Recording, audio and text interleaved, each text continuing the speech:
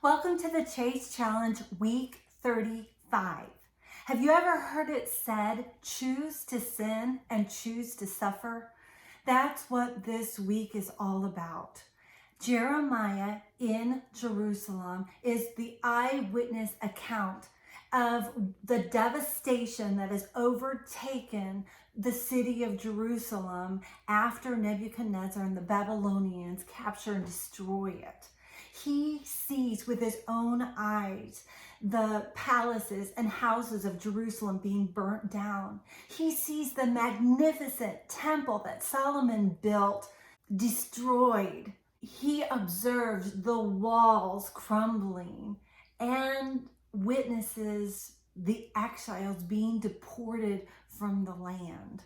We will also be introduced to Ezekiel this week as he demonstrates to the exiles in Babylon the horror that is taking place in Jerusalem.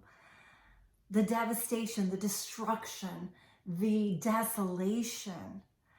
This week is all about the weight of sin, the consequences to sin. We need this reminder. Choosing to disregard the way of the Lord is to choose to suffer. It leads to this kind of devastation and desolation.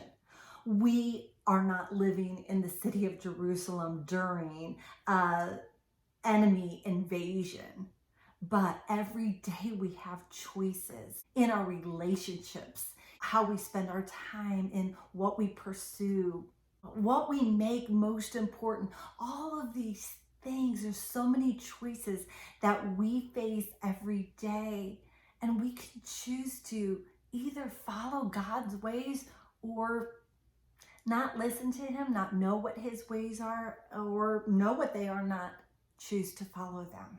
Understanding that God is for us and that his ways will lead to our good and our blessing will help us reject the temptation to forget him and his ways.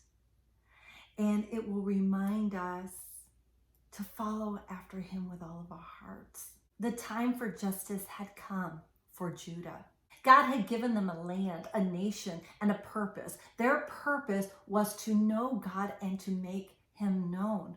But they were abusing the land, they were abusing the people, and they were not fulfilling their purpose. They were rejecting their purpose. They were claiming the name of God. They claimed to be God's people, but they were in no way willing to follow God and represent him to the world. They were bringing shame to God's name by claiming his name, but rejecting his laws. So justice had to be brought to Judah, and their sin led to their suffering. There's a verse in the New Testament that says the wages of sin is death. And this week is a picture of that.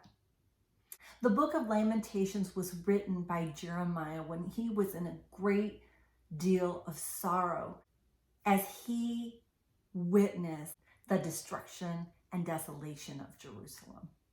And what he saw was a very real example to him and us of where sin leads.